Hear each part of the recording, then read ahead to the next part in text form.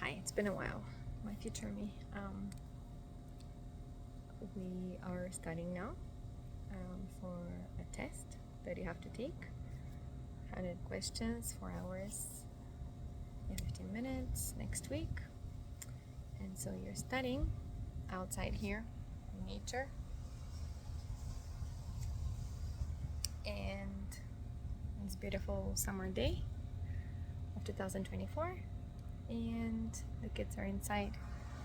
It's really hot outside, but because I'm under the shade, you're good. So a lot of those questions are situations, and then you have 4 answers possible. And there was one about Jack and the Beanstalk, and you know what? It was about how the teacher would read a story and then she would think out loud of questions like, "Ooh, if my mom gave me the cow to sell it and I gave it to some dude who gave me 5 magical beans, my mom would be really sad and frustrated with me and angry even." So, it's demonstrating out loud thinking, literal analysis and literal analysis. But what it made me think of, because my mind is always like thinking differently. It's not like I'm not one of those that thinks like the other kids.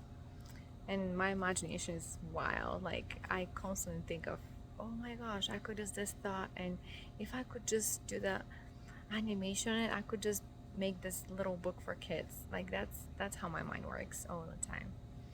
And so I was thinking about, what if, like a similar story to Jack and the Beanstalk, but I would probably call it Jack and Jill and the Beanstalk. So Jack and Jill were the brother and the sister, and their mom sends them out to sell the cow. And they meet the guy who is willing to give them 5 of those magical beans. Let's say he gave them 4 or 6, like equal number. And so they go home and everybody holds in their pocket, say, 3 beans. And they tell the mom about it, and mom is like so angry because she has no idea how she's gonna make it through the winter without food enough, because they didn't make enough for the crops or whatever their issue was. And so I was thinking, what if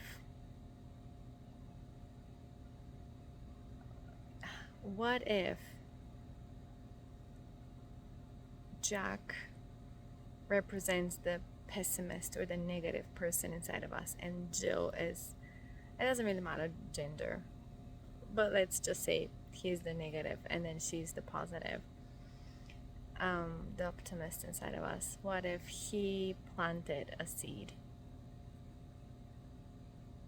and nothing happened?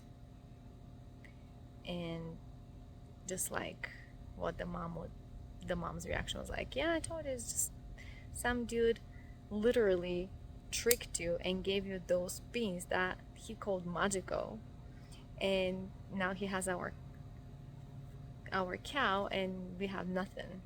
Like, you could have come home a bunch of money, and we could buy food for the winter, right? So that would be like the natural reaction of, wow. And then Jill is the one that plants her bean, which is exactly the same bean from the same person who tricked them, and she plants it, and this blooming plant takes her to some world above the clouds, and magical things happen.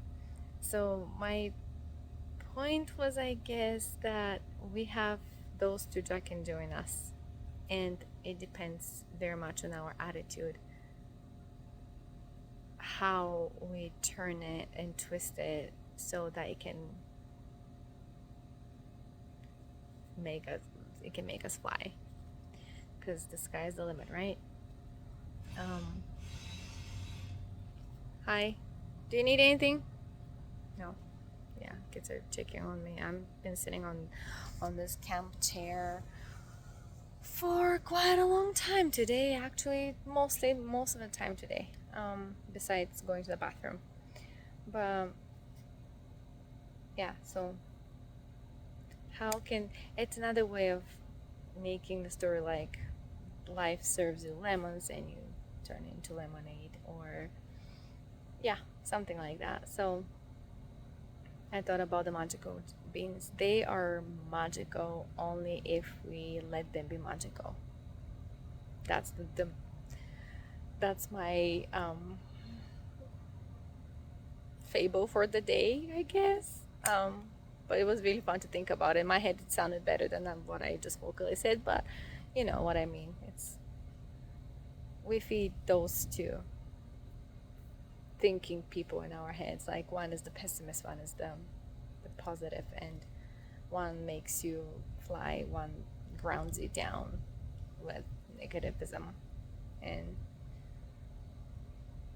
as a kid, I was more like Jill. I never really saw the world like the literal world that it is. Like you can, especially, I think all kids do. Like kids live in a different world with a different imagination, and you could see a bunch of toys that are like a parent now, like I'm like that, and spread on the floor, and you're like, oh my gosh, I don't want to step on all those guys, please clean out. But they see it as a we build a fortress, and then those are the good guys and the bad guys, and we cannot destroy it because the good guys might know when, and things like that. Like who thinks like that as a parent, but they do. I think that's why I like kids so much, because they remind me of the beauty and the magic of this world, and adults are just the survival, the month to month, the rationale, the what is the best for the kids. And sometimes I'm grateful that I have the twins now at this age, because as hard as life is, when I dive into their world and how their lens of how they see the world, I love it. I'm grateful for them.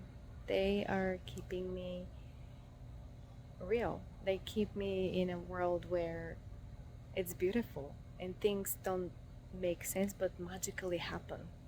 And so, yeah, anyways, going back to study. Bye.